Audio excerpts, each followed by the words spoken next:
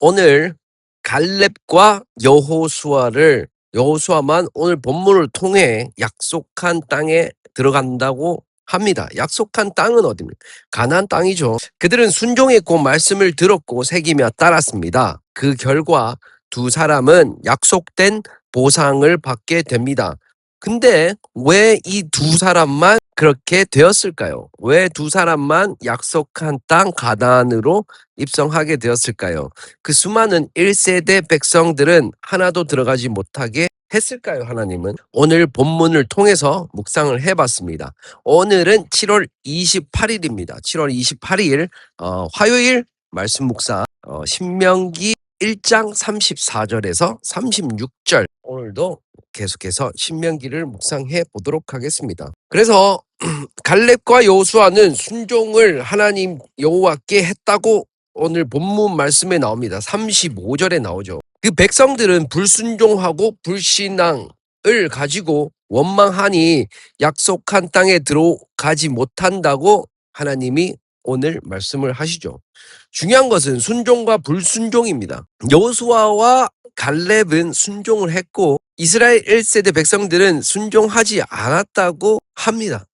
그 말씀에 오늘 그게 나와 있죠. 자세히 보면 이것은 명령을 따랐냐 그리고 따르지 않았냐가 아닌 듯해 보입니다. 오늘 하나님께서 가서 그 땅을 차지하라고 하신 것은 단순한 지시가 아니라 그것들이 너희들의 정체성이다. 찾아라.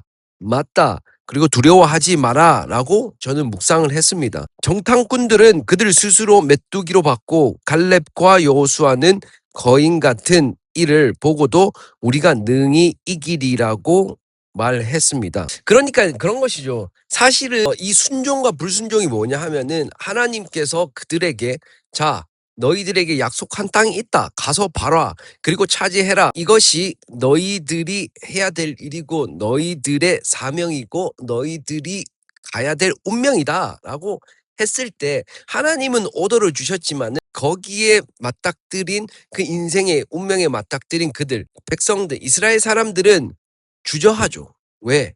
그들 스스로를 모르니까. 하지만 갈렙과 여호수아는 그들 스스로가 누군지를 알았습니다. 그 거인들을 보고도 이 땅은 우리가 차지해야 될 곳이구나. 우리가 가야 될 곳이구나. 하나님이 이곳을 약속해 주셨구나. 라고 생각해서 그들 스스로가 그들의 그 자리에 그들이 가야 된다라는 정체성의 확신이 있었죠. 확립이 있었고. 그래서 그 거인들을 보고도 이들은 단지 정보의 차이로 보는 것이 아니었습니다. 자기가 누구에게 속해 있는지 어디에 정체성의 뿌리를 내렸는지의 차이였습니다. 그래서 10명의 정탐꾼과 2명의 정탐꾼의 차이는 그들이 정체성을 어디에 두고 어디에 뿌리를 두고 보는 것이라는 시각의 차이였죠. 정보의 차이가 아니라. 그러니 정체성을 찾지 못했으니 순종도 하지 못했던 겁니다. 왜냐? 당연히 그 정체성을 확립하지 못한 상황에서는 행동이 두려워지고 그리고 행동이 두려워지고 그 보이는 것에 두려움이 생기게 마련이지 않습니까?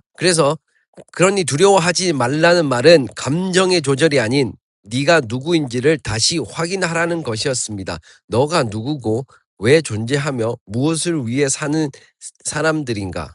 그것을 확립해라 라고 하는 말씀이었죠. 두려워하지 말라는 말은 단지 두려워하지 마 감정의 이야기가 아니라 정체성을 찾아라 라는 이야기였던 걸로 저는 오늘 묵상을 했습니다. 어제 말했듯이 두려움은 정체성이 확실해지면 사라지는 것이기 때문입니다. 어제 두려움을 극복하는 3가지가 있었죠. 새로운 것으로 도전하고 버티고 그리고 성실하게 나아간다. 이것은 정체성이 확립되지 않으면은 나오기가 힘든 현상 아닙니까? 그래서 이렇게 하여 말씀에 순종할 수 있는 이들은 갈렙과 여호수아 둘뿐이었습니다. 순종이라는 것은 정체성의 확립이라는 걸로 볼 수가 있죠. 내 삶에 이것을 적용해 봅니다. 다시 되돌아가 내가 누구이며 무엇을 위해 살고 또 왜 내가 존재하는지를 스스로에게 계속해서 물어봅니다. 그래서 그것이 나의 삶의 목적이 되고 방향이 되고 원동력이 되기를 바라는 것입니다. 사실 뭐 정체성을 찾았다고 해서 뭐 다 되는 거는 아닙니다. 사실 정체성을 찾았다고 해서 완전히 뭐 낙원의 길로 가고 고통이 없고 그런 거는 아닙니다. 광야의 길로 가야 됩니다. 오늘 말씀에서도 나오지 않습니까? 광야의 길로 너희들이 들어서리라. 하지만 괜찮습니다. 왜? 정체성이 확립되는 것은 이런 말이죠. 그 공과 고통은 참고 견디고 즐겁게 받아들일 수 있기 때문입니다. 왜?